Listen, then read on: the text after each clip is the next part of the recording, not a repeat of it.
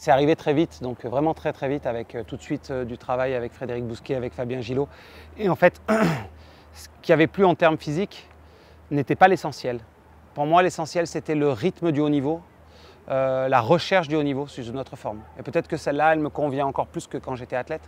C'est-à-dire que j'aime le haut niveau et j'aime cette partie qu'on n'arrive pas à comprendre du niveau, tout ce qu'on ne comprend pas et qu'on cherche finalement en permanence, comme un athlète qui cherche dans l'eau sa technique. Voilà, j'ai perdu la partie de recherche technique, biomécanique, mais j'ai gagné plein d'autres domaines de recherche encore plus riches que quand on est athlète. Le principal attrait de ce métier, c'est apprendre. Apprendre avec les gens, apprendre sur la technique, apprendre sur la physiologie, apprendre sur les relations entre les entraîneurs, sur le geste, sur tout ce qui se passe.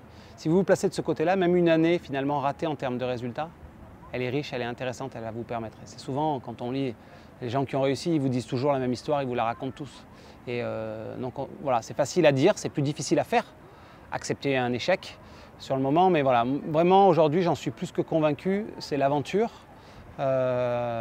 c'est apprendre en permanence. Quand un athlète continue d'apprendre, continue à développer des choses nouvelles, qui progressent et que les grandes performances arrivent. Donc, voilà. Maintenant, si vous vous placez simplement du côté des résultats ou de l'échec, il y a 98% d'échecs pour 2% de résultats. Alors, les gens regardent surtout certains résultats et dans les 4-5 dernières années, on va penser que le cercle des nageurs et que ça a été extrêmement réussi.